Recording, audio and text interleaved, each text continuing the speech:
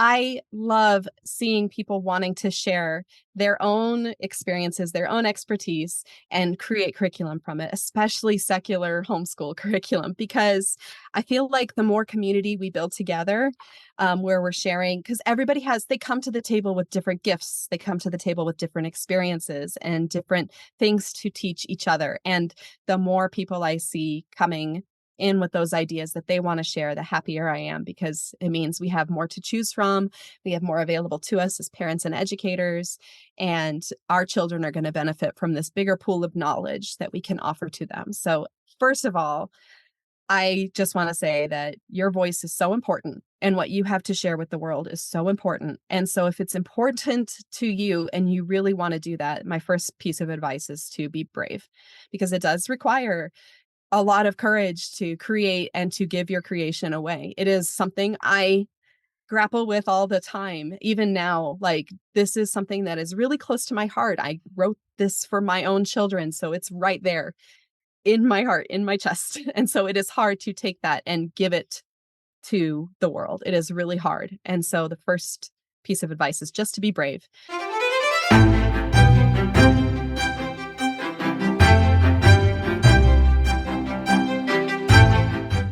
Hi, everyone. For those of you who are joining us for the first time, I am Manisha, the CEO and founder of Modulo, and I am thrilled to have with us today Kristina Garner. Welcome, Kristina. Hi. Kristina is the founder of one of my favorite curricula for homeschoolers. It's a nature-based secular curriculum called Blossom and Root, now for pre-K through sixth grade, and they keep on adding on levels. And Kristina also developed River of Voices, which is widely praised as one of the only truly decolonized, anti-racist, really inclusive US history programs that you can use with your children. So that's really wonderful to have as a resource for us all. Our materials are such high quality. They're so wonderful for children who have difficulty with textbooks and like to use their hands and play outside, and really a gift to the homeschooling community. So I'm just so happy to have you Thank here you. and get the opportunity to learn more about your story and share your curriculum with our community. Thank you. And thank you so much for inviting me on. Yay. So, Kristina, I thought that maybe we could just start off by talking about your pre-blossom and root days. I know you're a homeschooling mother and also an educator and an artist. Could you tell us a little bit about your own journey towards homeschooling and kind of how that led to Blossom and Root? Sure. So when I was 16, I got my first job working at a preschool. And it was also a school that had elementary students come in the afternoon for kind of a daycare aftercare program. And I did that during high school. I did that through college. I also did a lot of volunteering and other work in college, working with kids in lots of different settings. I was going to school for theater, actually, but I noticed pretty early on into my career that I really loved and looked forward to the times that I was going to be spending with kids the most. And those were the most fulfilling experiences during my time at college. So as soon as I graduated, I went back to working full time at a school, and I worked as a preschool teacher, a pre-K teacher. I went back and got my qualifications to be an ECE teacher and later a director, so that I could teach kindergarten at this school that I was at. And so I did that for a really, really, really long time. And I absolutely loved it. Kindergarten, especially, was such a great age, and I really enjoyed teaching so much. And I had a lot of autonomy and freedom in the program I was in to do things not the way that you would have to in a traditional public school setting, where we could take more time to be outdoors, dedicate more time to art and science, not feel constrained by the same things that you have to deal with when you're in a public school setting. So that was an amazing and wonderful experience, and I absolutely loved it. When my girls were very, very tiny, we moved to Hawaii, and we lived on the Big Island for a little while, and then we lived on Maui. And while we were there, my oldest was getting to be pre-K age. But I was having a lot of trouble finding a program to put her in there because Mm. it was expensive, for one thing, really, really expensive. And the programs that were more affordable had wait lists, really long wait lists. And so I decided, I was talking to my husband about it one day, and I said, well, why don't I just do it? Because that's what I've done my whole life. Not my whole life, but gosh, most of it is working with kids and teaching this particular age. So I'll just homeschool her. And it was kind of like, it must have been on the back of my mind for a long time to do that because it just made absolute sense to me. And I was so excited Mm. about it. And, but then I started looking for curricula and I couldn't find anything that was what I was looking for. I wanted um, something that was secular, and it was hard at that time to find pretty much anything that was secular. And the few things I did find just weren't quite the right fit for us. I wanted something that was really nature based and outdoors centered, and a lot of creativity, hands on learning, not so much workbook learning. And I was just having a lot of trouble finding what I wanted. So I just started to put a program together myself. I had done that. I had written my own curriculum when I was working as a teacher. So it came very naturally to me to do that. It wasn't my intention at first to sell it or share it in any way. I was just writing it for myself. And I was probably maybe a month away from being finished with it and getting ready to start in the fall with her. And it occurred to me that maybe other people might be looking for something similar. So that's when I decided I was going to format it in a way that was friendly for other teachers and parents to use. And that was kind of where Blossom and Root was born. I did start out blogging first about our own journey, and so I already had a platform um, established, and that did kind of naturally lead into this. But I just kept going. I just kept I just decided to keep going. It was kind of this gradual decision to keep developing more and more levels, but that's how it all started. That's incredible. And I know that parents keep begging you for more levels. So at this point, you really need to keep bringing it to the people who love your curriculum so much. So I'm curious about nature-based education, but maybe a good place to start might be how you yourself got interested in a hands-on approach. Was it through your own education, or were there books that you read, or thought leaders that influenced you to get interested in this type of education? It was all of that and more. I feel like, okay, so the formal education part of it, when I was in school to get my credentials for ECE teaching and directing, we did study a lot of different philosophies, and a couple that really landed with me were the Charlotte Mason philosophy and the Waldorf philosophy. Bits and pieces of both of those really appealed to me. But one universal thing about both of those philosophies that appealed to me was the nature focus and the emphasis Mm. on being in nature, spending time in nature, dedicating daily time to nature, not necessarily always outdoors, even when you're indoors, focusing on nature and learning about nature. So that was kind of as far as formal education where I started to really be introduced to those ideas. And they really made sense to me when I thought about them in terms of the experiences that I'd had as both a child myself and as a teacher. So when I would take my kids outside, we had a little yard at the school where we taught where we could go outside.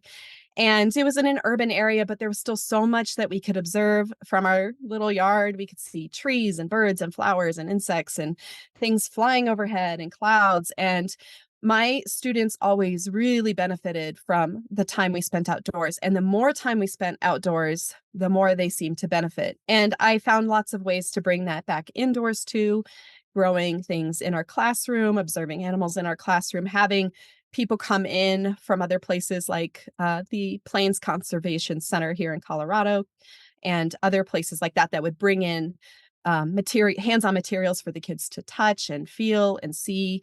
And that kind of learning always seemed to really, not only was it really fun for them and they seemed to really enjoy learning, but because of that, they were retaining a lot.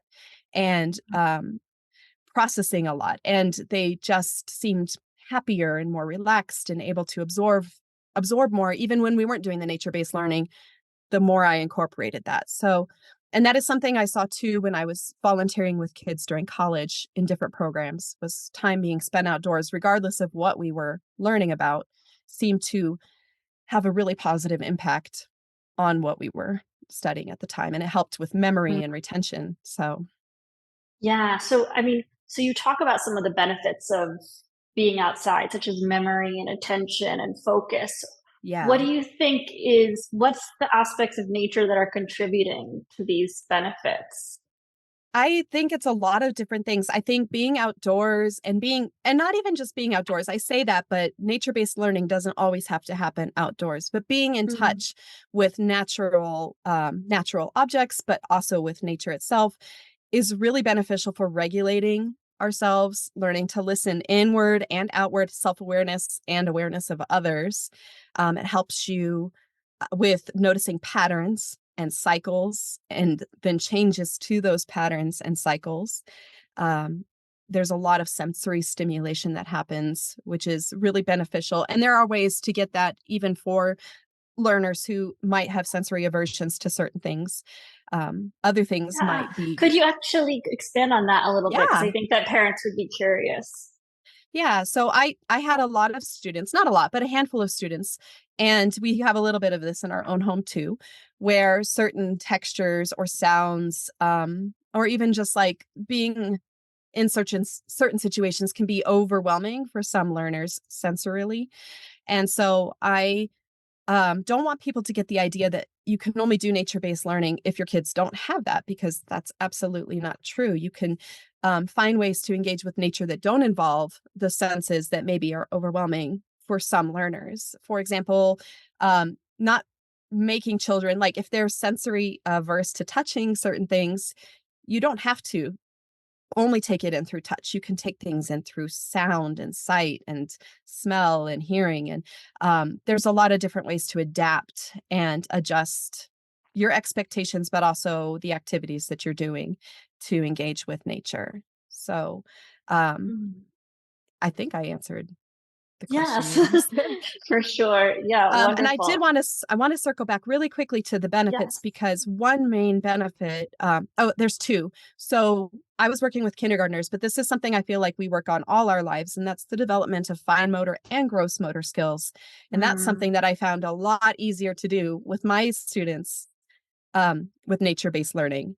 And then when I was developing Blossom and Root, one of the reasons I wanted to have a nature-based focus is because I really believe that it's very difficult to expect people to care for or protect something that they don't have a relationship with. And so emphasizing that relationship with nature was really important to me, um, in terms of what I hope for the future. Absolutely. We are so out of touch with our natural environment. And when we think about all of the problems in our world, climate change and Yeah. pollution, air pollution, it's very difficult if you're sitting in a cubicle and you feel that you're detached from all of that. Well, also, it's difficult to notice changes in patterns or changes in cycles if you're not aware of what's been normal for those patterns and cycles currently.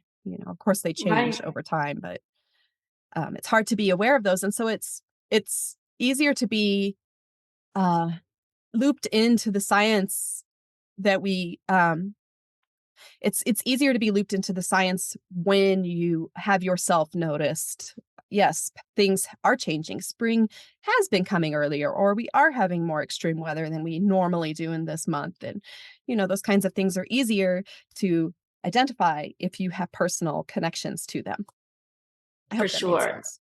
Yeah, no, it definitely does. I mean, I think even if we're sitting inside our house at a desk, as both of us are right now, we're still part of nature. Everything around us is nature, but sometimes it's easier to put blinders on and pretend that we are not dependent on our natural world when we're not Yeah. outside. So it's really, I've heard so many, I mean, hundreds of families, especially who have children with ADHD, say that Blossom and Root was an absolute game changer for them. And it makes me think, my mother actually pointed out to me that in nature there are certain fractals that only occur in nature, like when you're walking down next to a beautiful river. And I think we've all experienced, if you're going through a period of intense stress or despair, how getting out in nature is just so calm, has such a calming effect. Do you have any insights into why that might be?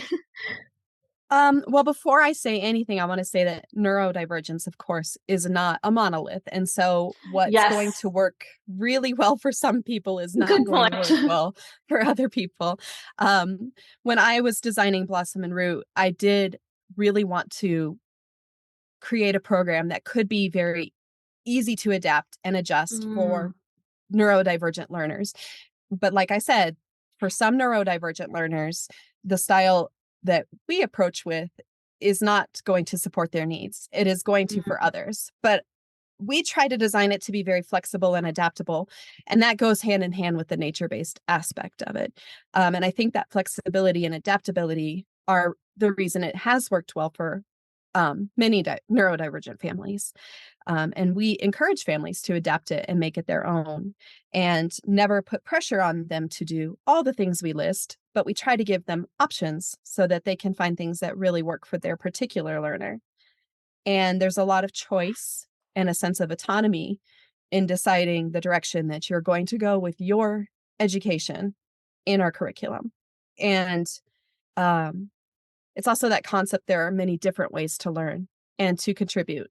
And so that's something that I tried to uh, build into Blossom and Root and continue to try to build into it as I'm designing it. Also, most lessons can be broken into really short sessions for students who need that. And that nature based aspect can be really helpful for that. So you have short periods of intense focus, and then you have periods where it's more relaxed and you can go run and play and do things that kind of let you pull out of that focus mode for a little while so that the next time you're in it, you can get back into that focus. yeah. And And I'm really glad you put a bookmark in that, because I think that at least some of the families I know when they start Blossom and Root feel like there's so many books and they have to read every single one. But part of the beauty of the curriculum you've designed and what differentiates it from a more traditional curriculum is that families can adapt it to meet their children's needs. And so it's really helpful to kind of take a step back and see, how can you make the curriculum work for your child rather than trying to do what you think is everything. yeah, we definitely don't write that with the expectation everybody do everything and watch all the videos and read all the books and do all the activities. That's almost impossible to do. We don't do that in our own home at all. We pick and choose, and I pick and choose differently based on which of my two children I'm working with at the time.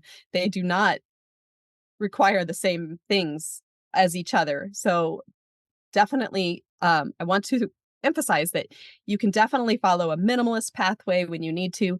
You can go deeper where it's wanted, where there's interest. There is no expectation to do all the things in our curriculum. We just like to provide a lot of choice. And that is maybe what some neurodivergent families, if their support needs are that they have less choice, more structure, we might not be the best fit for that Mm, kind of a family that gets overwhelmed by too many choices or needs day to day, hour by hour structure and handholding. But for the families that like a lot of choices and that like the ability to design a day that works for them, I think that's the reason it might be a good fit for a lot of those families. And like I'm sure you know, we don't use a daily schedule in our curriculum. We use a weekly schedule. And the reason I went with the weekly schedule or the subject based schedule, like with our science, is that every family's week is going to look different. Every family's day is going to look different. And even the day that you think you're going to have and prepare for, we all know that that's not always what happens. So there needs to be some kind of, for for me, what I wanted to design was there to be a bit of flexibility so that you don't feel like you're getting behind and you can weave the curriculum into the week that you have, whether it's the week you planned or not. But wonderful. some, And yes, I think good project managers would agree with the 1 week, 2 week sprint approach to learning. And And, I think I really appreciate you bringing up this point because I feel that a lot of families, especially if their children are younger, have an expectation that more is better, faster is better. But there's more and more research coming out showing that when children learn at their own pace in the way that's best for them, they learn best. They learn the most. I think even Angela Duckworth just published a study of a whole group of kids, and they all learned at their own pace, and they all got to the same point eventually. And so it might seem a little bit counterintuitive, but if your goal is to support your child's learning and hopefully their well-being as well, really honoring their time frame, how much they can focus at a time, how much structure, how little structure is good for them. It's going to ultimately benefit them more than trying to do everything.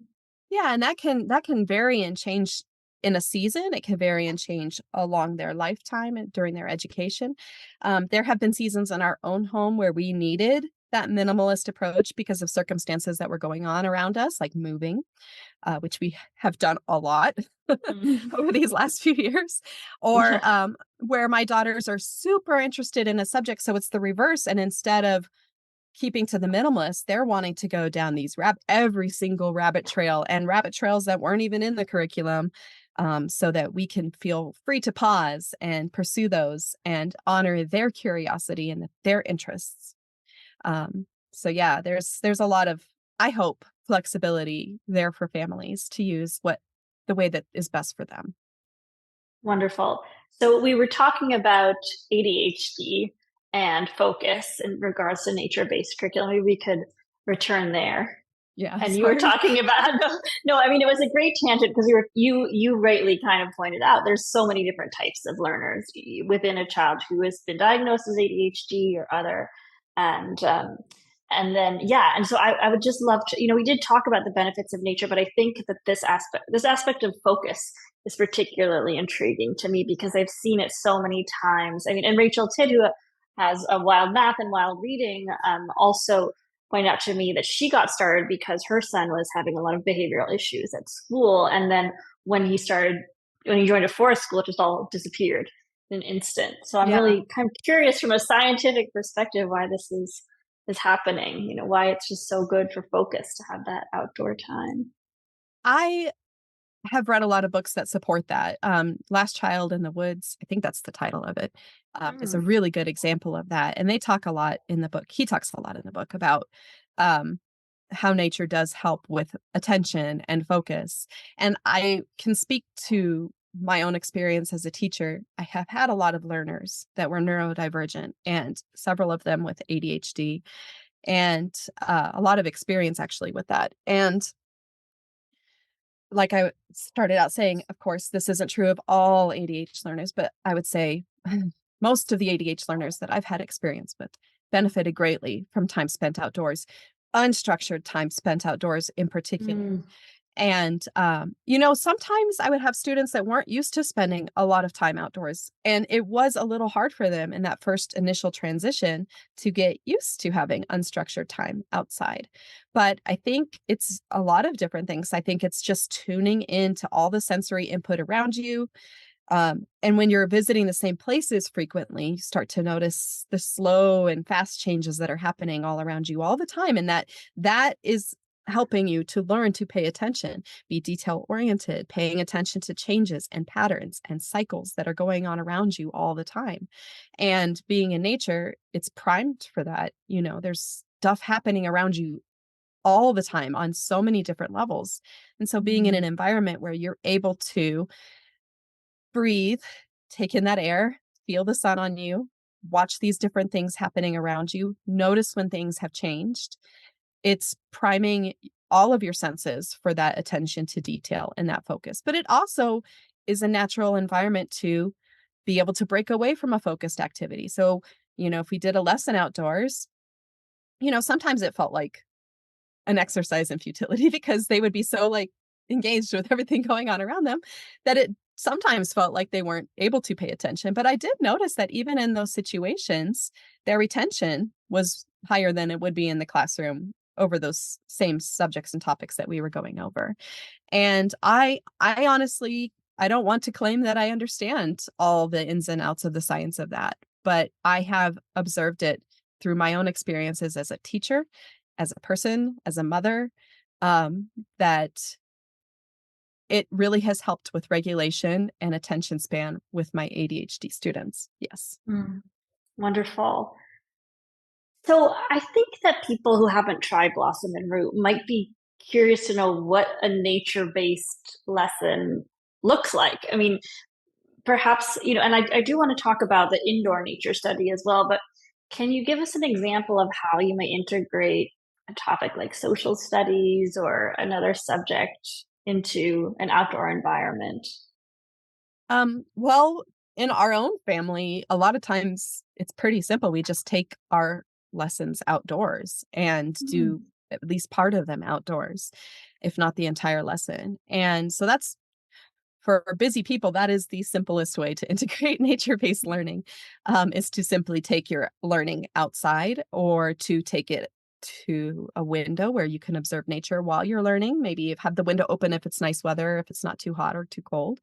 So that's the simple answer. But if you are wanting to So sorry to interrupt. So that might that's be okay. like we're going to write a poem outside, or we're going to read this Right. book together outside. Okay, Yeah. got Or it. let's go listen to our audiobook together while we're having a picnic.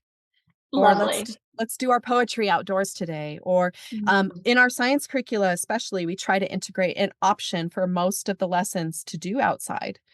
So if you're learning about stems, for example, like stems and roots, um, we have an option where you can go outdoors and find different examples of different kinds of stems and pay attention to, oh, well, these ones have little hairs on them and these ones have little thorns on them, or these ones are really thick or these ones are really bendy and thin. So we try to integrate a lot of options for outdoor learners into our science curriculum so that it makes it easy for the parent to conduct those lessons outside if they choose to. I love that. I think I remember when I was 10 or 11, I went to a Montessori school, and at the end of each semester, we had to do a research paper. And my mom would set up this big table outside, and I would have the encyclopedias and my note cards, and she would bring me snacks. And it was such a lovely time, just the sun shining down and doing my Yeah. work. Really special memory. I So, don't know if in your classrooms you had this experience, but I went to public school, and every now and again we would have a really cool teacher, and in the springtime the teacher would know how badly we all wanted to be outside, and they would yes. take class outside, and it was so wonderful. Those days were the best So days. The wonderful. best. So great. Yes, I think every child would always beg to go outside all the time. And sometimes, I mean, children might have trouble. The teacher might say, like, nobody's going to pay attention if we go outside. And I feel like that was a real sign that the kids needed that outdoor time to They play. do.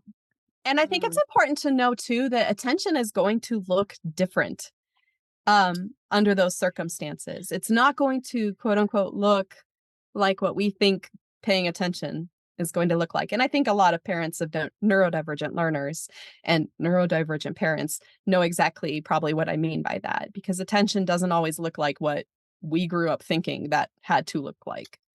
And so loosening those expectations, yeah, maybe they're not going to sit still. They probably aren't. They're outside, they're children, they want to move their bodies. They don't have to be sitting still to hear and to listen and to process um, all the time. So I think that's an important aspect of that too, is to have flexibility in your expectations when you're doing an outdoor lesson versus an indoor lesson. mm. So you're a teacher, and you told me that when you started homeschooling, you realized you had all these teaching skills. So of course you could teach your own children. And many, many people who homeschool are in fact teachers. There seems to be a more difficult bridge to cross over for parents who aren't teachers, who don't have teacher training, and they might feel like they don't have the skills to teach their own child. I would love to know how you've built a curriculum that anyone can use to teach their kids. And if that's true, if you do think that anyone, a parent, a caregiver, could use it to teach their kids, or if there are additional training they should get or need before they use Blossom and Root. I think before I start, I think it's really important to destigmatize asking for help when you need it. So if you're teaching your child and you're getting up to the part of math that maybe you had a hard time with, it is absolutely okay to outsource that and to use resources that help instruct you as a teacher, um, more like that help better support you and your needs. So that is going to change and vary depending on every family, every child, and every situation. So I wanted to start with that because I think it's important to say it is okay to outsource what you need to outsource. In fact, you should feel like you can. And that's just being a responsible parent and a responsible educator. We all have things that we are going to need help with especially as we get in the upper levels. That being said, I did try to design Blossom and Root to be very accessible for parents, regardless of their educational background. And I don't think there is any special training at all that you need to use our materials in particular. Um, I would say that it does help if you're not familiar at all with Charlotte Mason philosophies. We are not a Charlotte Mason curriculum per se. We are inspired by a lot of her philosophies, but we are not strict to Charlotte Mason by any means. But it does help to be somewhat familiar with her ideas, especially when it comes to our language arts curriculum. And I would say, even moving down into a more specific part of that, narration in particular. So if you have not had any experience with narration, the science behind it, how to do it, how to use it, it might help to get a little familiar with that before you start. One great resource for that is a book called Know and Tell. And I don't remember the author, but it's something like The Art of Narration or something like that. But the book is called Okay. Know and Tell, and it's fantastic. It explains what your expectations should look like when you're starting out with it, because it can take some time to see how it's working when you're first starting out. And it can be a little hard at first for students that aren't used to giving narrations, but it is such a great tool. And it's a great tool. We use it in our language arts curriculum, but it's a great tool for every subject. And it can be a wonderful tool when you're using, for example, our science curriculum to throw in cyclical review without having to do extra prep work as a parent. So if you want to review concepts that we've covered already, but you don't want to take the time to like put together a Jeopardy game or find a quiz or write your own quiz, just do narrations and use like our big picture messages to help kind of give you some ideas about what to ask for in terms of their narrations. And that is a really easy, quick way to throw in cyclical review, but it's also a good way to see if they retained what you just covered in a lesson. Ending with a narration, even if it's just quick oral narration, is a really helpful tool. So I would say the only thing that might help some parents coming into Blossom and Root is to be familiar with what narration is, how to use it, and what to expect from it, because a lot of people have really high expectations when they first start narration, and it takes years to develop strong narration skills. But it's a skill that comes in handy regardless of what your child wants to do when they get older, if they're going to go into college or not, if they want to go into trade school, or if they want to develop their own businesses or work with humanitarian organizations. It doesn't matter what they are going into, that skill will help. So, and we lean on it a lot in Blossom and Root. So I would say that's the only thing that I would recommend if they're not familiar with narration, or Charlotte Mason is kind of the bigger picture.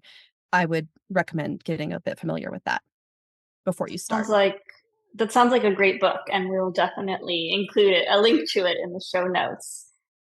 So I know there's a lot of wonderful teachers who have been homeschooling their children and perhaps developing resources as they go and might be interested in becoming entrepreneurs. Mhm. So I know that you are hard at work writing a new curriculum for Blossom and Root, and maybe you can Yes, tell us a level little bit 6. at level 6. Woohoo! Can't wait. But maybe you could also perhaps offer some advice from to other parents or teachers who are thinking about developing curriculum for homeschoolers. Absolutely. I really love when I get these kinds of emails from people who are like, I'm thinking of doing this and I don't know where to start. I love seeing people wanting to share their own experiences, their own expertise, and create curriculum from it, especially secular homeschool curriculum, because I feel like the more community we build together, where we're sharing, because they come to the table with different gifts, they come to the table with different experiences and different things to teach each other. And the more people I see coming in with those ideas that they want to share, the happier I am, because it means we have more to choose from. We have more available to us as parents and educators, and our children are going to benefit from this bigger pool of knowledge that we can offer to them. So, first of all, I just want to say that your voice is so important and what you have to share with the world is so important. And so, if it's important to you and you really want to do that, my first piece of advice is to be brave, because it does require a lot of courage to create and to give your creation away. It is something I grapple with all the time. Even now, like, this is something that is really close to my heart. I wrote this for my own children, so it's right there in my heart, in my chest. And so it is hard to take that and give it to the world. It is really hard. And so the first piece of advice is just to be brave. The second piece is to understand that it's going to take time. And I don't mean just the developing the curriculum part, but it's going to take time too. But growing your own audience and growing your awareness of your curriculum or whatever you're developing is going to take time. And so to come in with patience, I've seen a lot of people who did the work and built the curriculum, and then they were like, well, it's been a month and I've only sold one and I give up. And I'm like, no, don't do that. It takes a long time. It takes a long time to develop a good base. But if what you're offering speaks to others, they are going to slowly and gradually but surely want to share it with other people. So it just takes some time. And so be patient would be my second piece of advice. My third one, and this is when I like to give this advice, but I'm not very good at taking it, is to have boundaries about your time and your space, and to be firm with those. Because I will say, juggling being a homeschooling parent with being a full-time curriculum writer is such hard work. It is always hard work. And I'm always trying to find that balance.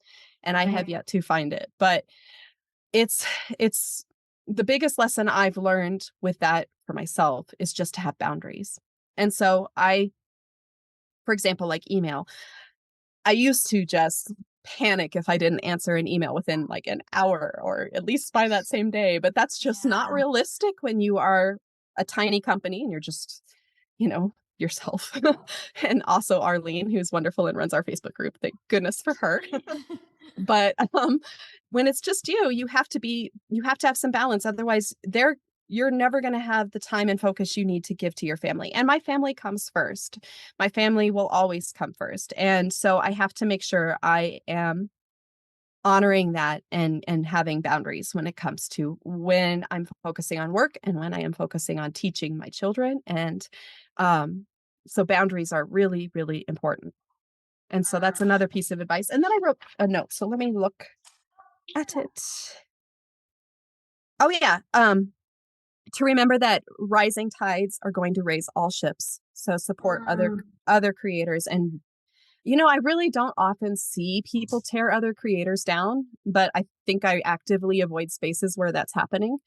But I know it does happen. And I think it's really important that we remember that if we're uplifting each other and supporting each other, especially as secular curriculum creators, that's only going to benefit our whole community more. So just remembering that. And that might look different for everybody. You might not have a lot of time to commit to promoting other people's content, or reviewing other people's content, but you can, if you're listening to a parent and they're saying, I'm looking for, such and such resource, and that somebody else created something that is a perfect fit for them, don't be afraid to say, you know what, mine might not be a good fit based on what you told me, but this other curriculum is out there that might be a much better fit for what you're looking for. And not be afraid to do that, because again, rising tides raise all ships.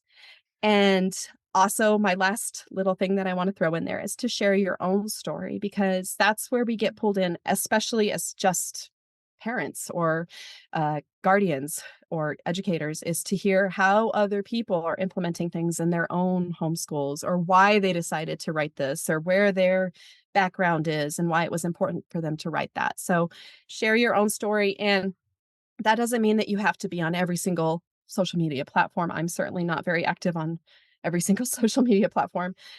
It just means find a space where you feel safe sharing yourself, whether that's a podcast or YouTube or Instagram stories, wherever it is.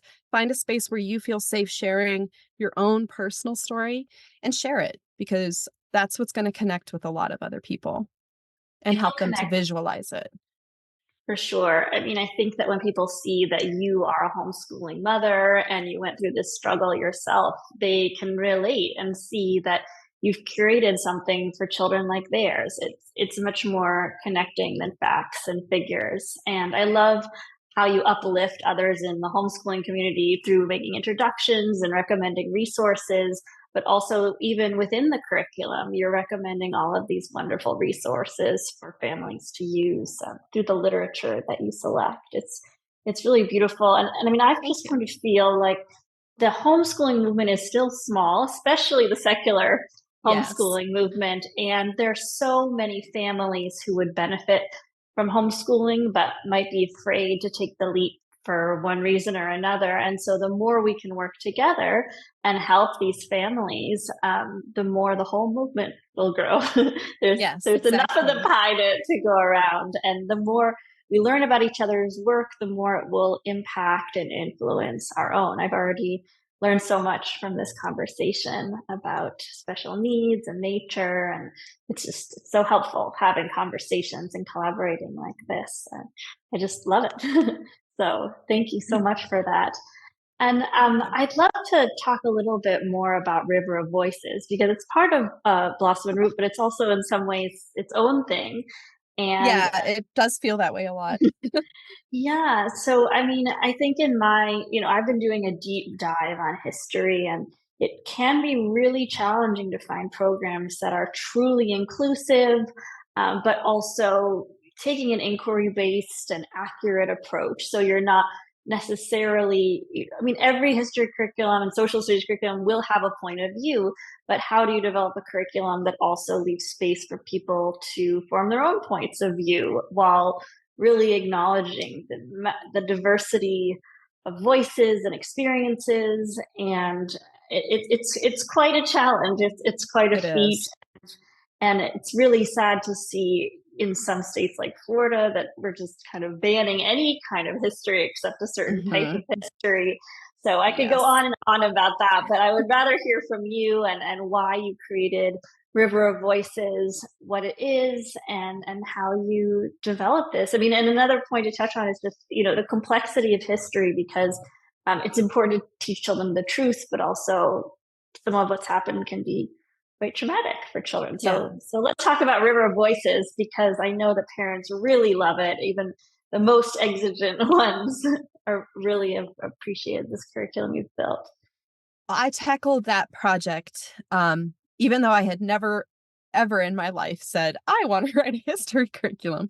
That was never my wheelhouse. It wasn't something that I thought about. It's not my special interest by any means. My special interest is plants and animals and nature and stuff. But I was homeschooling my daughters, and I tackled River Voices because I was having a really hard time finding any resources that really focused on multiple viewpoints and perspectives.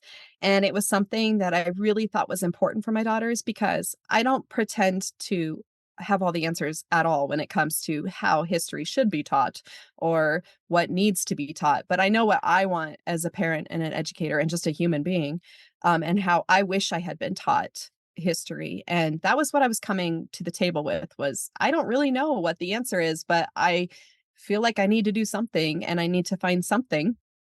And so that's where it was kind of born, was wanting to create something where a resource that could pull from multiple points of view, books and videos and websites and projects from multiple points of view, so that we can start at least putting together a bigger, broader, more diverse picture of what our nation's history is.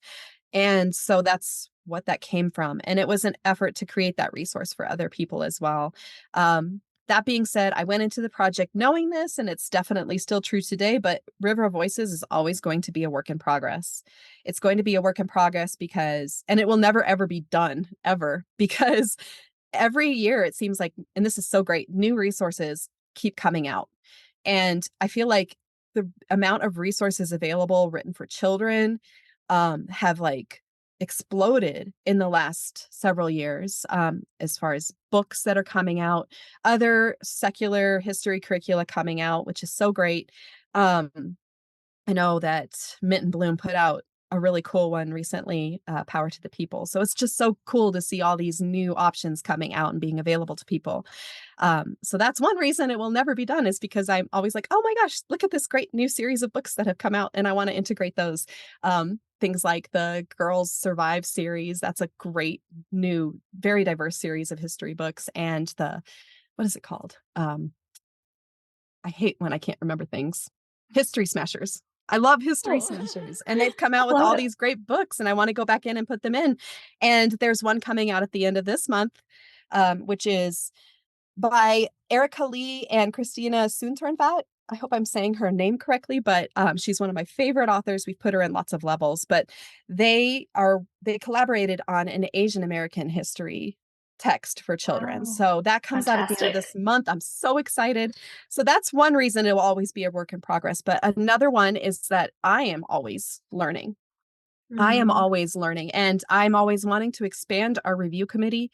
So I expanded it quite a lot when we worked on volume 2. And now I'm revisiting volume 1 right now to bring it up to date, to redesign the format to be similar to the way we formatted volume 2. And also I'm wanting to expand our review committee for that one. So I just feel like it will forever be a work in progress, because there will always be more voices to add, more things to consider. I see things that I missed, and people are kind enough to point out to me and say, hey, maybe don't include this particular author because, it has come to light that they are not who they've said they are. And, we get things like that come in the inbox sometimes. And those are really important to me, to listen to those voices, to listen to that feedback, to take the time, which takes a lot of time, to vet the sources that they sent to me, to back up those claims, and then to consult with our consultants and say, what do you guys think about this? And, how do you feel about it? And what would your recommendation be? So it's a really long, long process, especially when you're working with lots of other people on something, but it's worth it. And then another problem we run into frequently is that with the YouTube links and the websites, people are always changing them. And for some reason, with our history one in particular, those links just zip around all the time. They go missing, they right. change their websites, so it's always needing to be updated constantly. So Mm. that's it's just always going to be a work in progress, but I feel like it's so important. I wouldn't have dedicated all that time and effort and energy and working with other people if it wasn't so important. Wow, So our understanding of history is always evolving. yes, it is. And I feel like I learn new things every single day. So, and it's just important to always recognize that no matter how hard we try not to have bias, we are always going to. And so it's always going to be work. You always have to be willing to do that work. And especially when you're creating something for other people. Inclusivity is a bias to choose to tell the histories of not just the people who are running the country and the major corporations, but all our histories.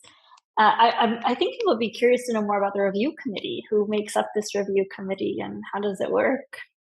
So I can't give specific personal details because I don't have permission from everybody to do that. But I have put together a fantastic committee. Almost all of them are homeschoolers, but they have lots of different degrees of education and expertise.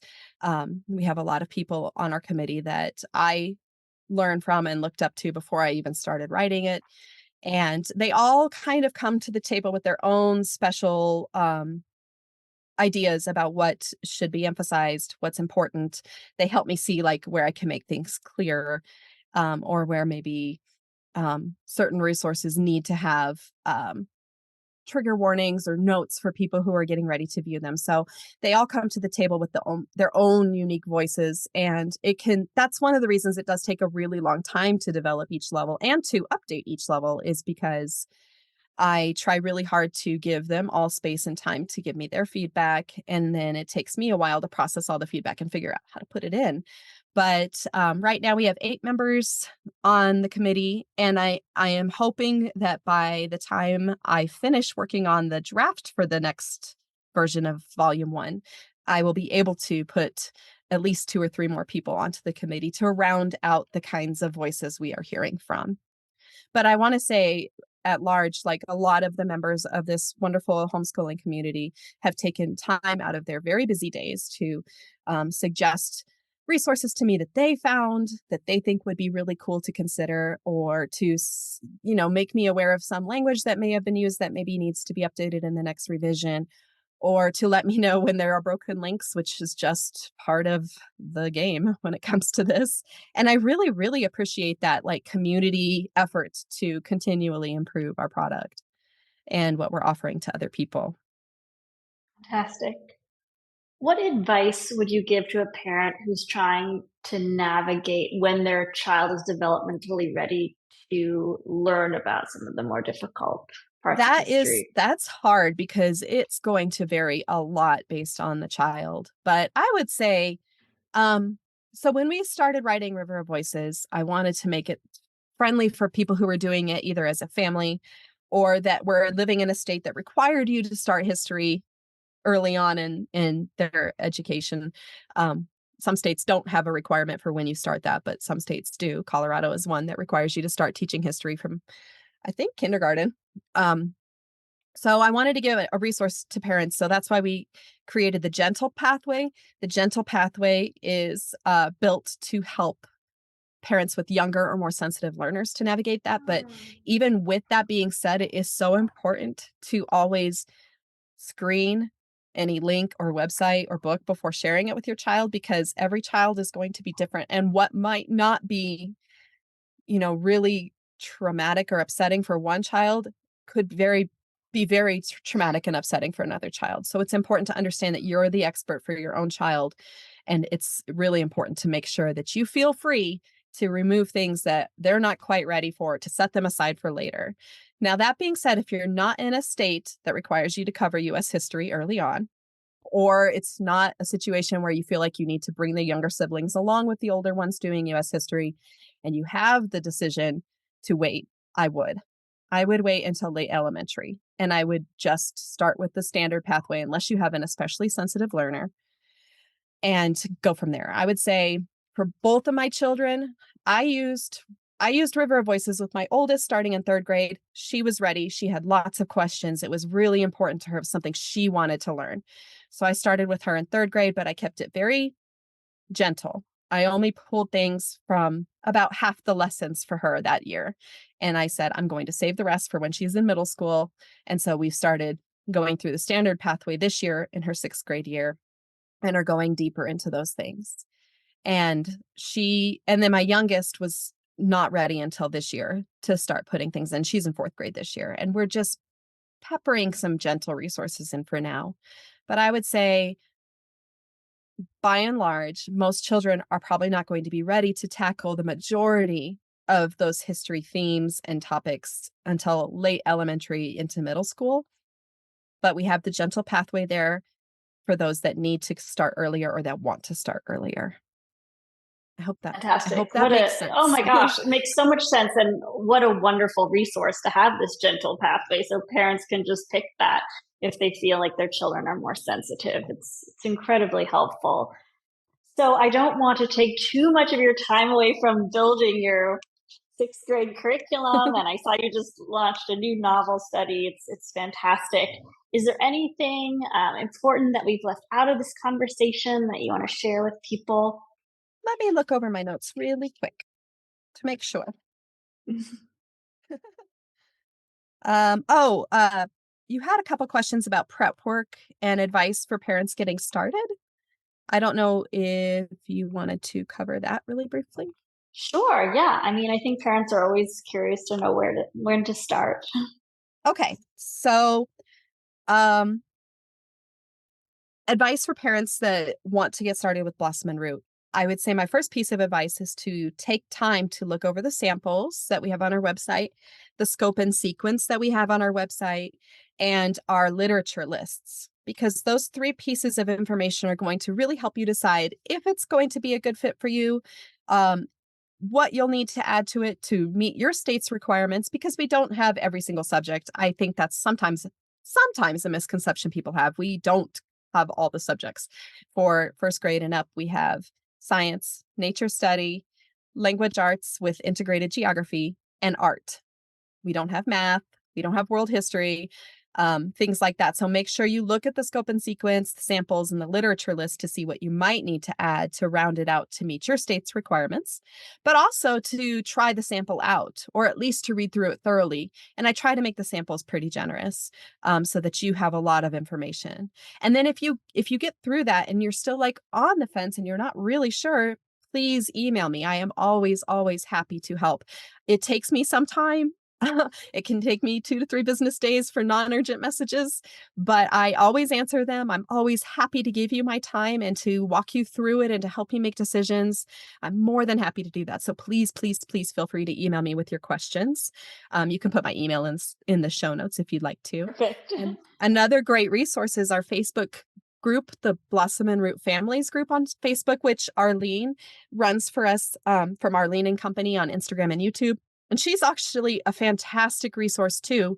She has lots of flip through videos of all of our curricula, and she knows all the ins and outs and upside downs of our curriculum. So you can reach out to her too. And she's always really happy to answer questions, or and check out her YouTube and her Instagram, because she has so many of those videos that might give you a bit of a deeper look at our curriculum and to see how a family might integrate them, but also the Wonderful. Facebook group too. And then Yeah. I would say, once you have the curriculum in hand, before you get started, if Blossom and Root is new to you, especially, take time to read the first several pages of those parent guides, because they really walk through how every aspect works together in the curriculum. A lot of people get really excited and skip to the first lesson. And then they're like, how am I supposed to do this? What does this mean? And so almost always the answer is going to be at the beginning of the parent guide. So make sure you take time to read through that. And then if you have any questions, again, please email me. I'm always happy to help. I'm here for you. And I'm happy to do that. So also, when you're getting started, take time to look over the book list. And if you're not sure, especially when we have those younger, more sensitive learners, if certain books are going to be a good fit, you can reach out and ask me. You can reach out to the Facebook group. We totally encourage you to switch books out when needed, but I also want to say that sometimes those books we're not quite sure about, it's a good idea to give them a chance. I hear this a lot with The Hobbit and the level 2 language arts. A lot of people are like, The Hobbit, or how are we supposed to cover that in level 2? And I know it seems like I promise I have very good reasons for putting it in that level. But a lot of people have given me the feedback that they were like, I don't know about that. But then they started reading it to their kids, and it was like their kid's favorite book of that year, and that happens a lot. And so I'd say give it a try if you're on the fence about a certain book, like I don't know, try it. And also be open to using different editions. And don't feel like you have to use the classic edition of certain books, or the, unabridged version of certain books. There is no snobbery in Blossom and Root regarding what edition of books that you use. You can use audiobooks, you can use picture book versions, you can use graphic novel versions, whatever works best for your child. I'd like to give a personal example with this. So when we were doing The Wind in the Willows with my oldest, she loved it. We listened to the audiobook. It was one of her favorites. We got to it with my youngest. She had a really hard time she does have a hard time with being read to sometimes, and she has a hard time kind of holding on to detail when she's being read to, but she loves to read to me. And that book is obviously kind of a lot for an 8-year-old to read to me. So I went on the Memoria Press website and ordered their picture book versions of Wind in the Willows. They have like a series of 6 books where they break down Wind in the Willows into these 6 readers that are illustrated. And I ordered those for her, and she took the time to read them out loud to me over the course of 6 to 7 weeks. She loved it. She loved being the one that read to me. She retained everything so well and was able to remember all these details and go into great detail in her narrations. And so that's just an example of when adapting something for your child's specific needs is encouraged and welcomed. And we do it too in our own home. So, and graphic novels are a great option too for children that do better with that format. So, and you can even use video film adaptations of certain books if that's a better fit for your family. And you're going to still get the benefit of the literary analysis and studying character and setting, and all that stuff is still there, even if you're only watching the film adaptation of it. So again, just adapting it for your own needs. And then one last thing is that I get a lot of questions about brand new homeschoolers who come into Blossom and Root. They're like, I don't know where to start. This is so overwhelming. And it does seem like a lot at first. So I would say my biggest piece of advice, if you're in that boat, is to start with one subject at a time at the beginning of the school year. And I will tell you, I do this every year, and we've been homeschooling a long time. We start with one subject at a time when we're starting a new school year. And we'll just start with language arts and math, basically, at the beginning. And then once I feel like we've got our rhythm down, I will add in science. I will add in history. I will gradually add in art. I will gradually add in nature studies. So don't feel like you have to start everything at the same time, knowing what you're doing right off the bat, because it's going to take some time to find your rhythm. And your rhythms are different year to year. And start with the minimalist options at first, and then slowly add in more as you find your own rhythm and figure out what works best for you. So those are my two biggest pieces of advice if you're coming in and feeling overwhelmed at the beginning. I love that advice. There's, again, no need to rush, and one at a No. time will benefit you and your child. Well, Yeah. thank you so, so much for taking the time to talk to us today, Kristina. You're so welcome. And Thank you for yes, inviting me. it was such a treat. Every bit as wonderful as I expected. And families can find Blossom at Root at blossomandroot.com. We also have a guide to the program on Modulo that A explains each wonderful grade guide. Thank you level. for And that. oh, my pleasure. And we'll have Kristina's email in the show notes. You can write to her. You're welcome to also write to me. It's just such a wonderful program. And if you're just getting started homeschooling, it really can't hurt to try it out and see if it's a good fit for your child, and spend some time in nature today. Hopefully, Yes. that's one takeaway people will have from Yes. this I'm excited call. to get into my garden this afternoon. I've been waiting for like 3 weeks, and it's like the only afternoon I've had to do it. So I'm so excited. Yay! I'm definitely going to take a walk outside myself. Well, thank you for being such a wonderful collaborator, and I'm really excited about what's to come and to support your work in any way I Well, can. thank It's you such so a gift much. to I the world. appreciate that. Thank you very Thanks, much. Chris.